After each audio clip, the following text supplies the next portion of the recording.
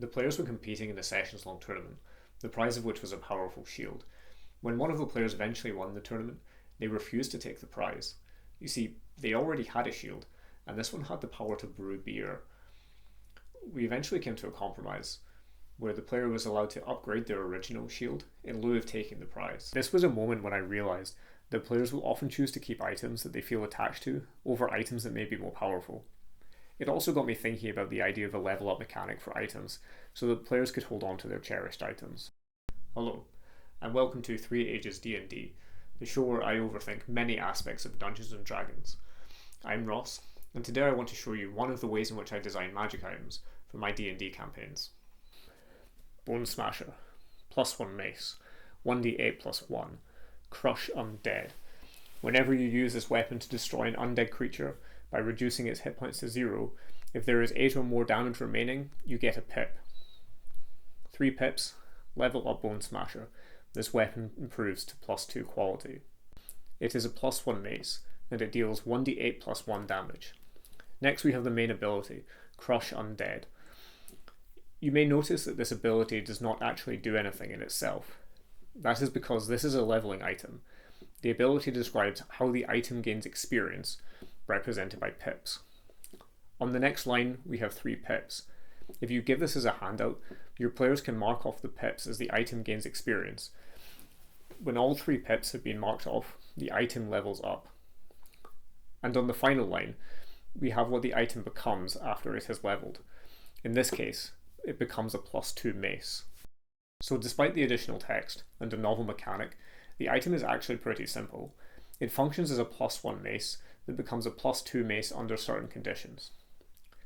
Now this might look like a lot of design work to end up with a +2 mace, and it seems strange that this item doesn't actually grant any bonus against undead, but the fun of the item comes from how the players use it. They will become eager to go out and fight undead for the chance of earning pips, and astute players may be even more excited by the prospect of fighting skeletons, who are, in 5th edition at least, vulnerable to bludgeoning damage. I like this design as a simple introduction for your players to the leveling mechanic, but you can certainly change parts of it to grant the players a bonus when fighting undead.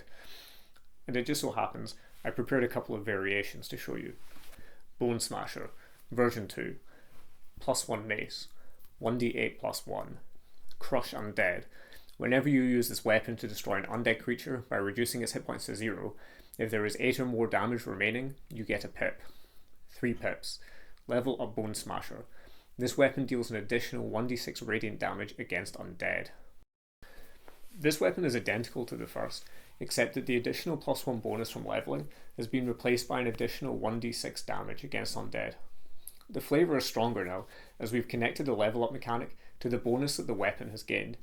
It feels like the weapon's potential has been unlocked. But the drawback is that the item has lost some flexibility in how we use it in our campaigns.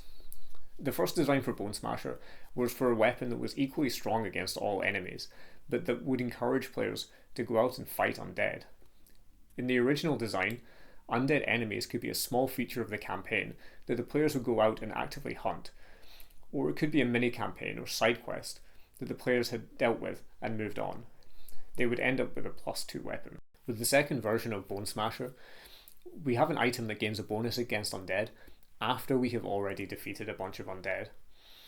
So in this case, we might want to only use it in an undead heavy campaign. Bone Smasher, version 3, Mace of Enmity towards undead. This weapon deals an additional 1d6 radiant damage against undead. Smite Undead. Whenever you use this weapon to deal 6 or more radiant damage to an undead, you get a pip. 3 pips. Level up Bone Smasher. This weapon improves to +1 quality. The big change with this weapon is that it places the additional damage against undead before the level up ability. This weapon is similar to the first version in that it encourages the players to go out and hunt undead. The only quibble is having an ability that deals extra damage to undead whilst also encouraging the players to go out and hunt undead feels mechanically redundant. The other change is that the level up ability is now explicitly tied in with the bonus that the weapon grants against undead. This makes gaining pips essentially random compared with the previous level up ability. These kinds of designs are really easy to make once you understand the basic design template. I'll show you a couple more examples. Hunter's Bow, +1 longbow, 1d8 +1. Hunter's Trophy, kill and collect trophies from the following animals: monstrous spider, dire wolf, shark, a giant bird. This weapon improves to +2 quality. I've left it vague as to what kill and collect trophies actually means. This can be discussed with your players at the table.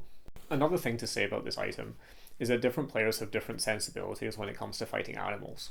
For some people, fighting creatures that resemble real-world animals can break the heroic fantasy of combat, and they would rather be fighting creatures that are clearly evil and monstrous.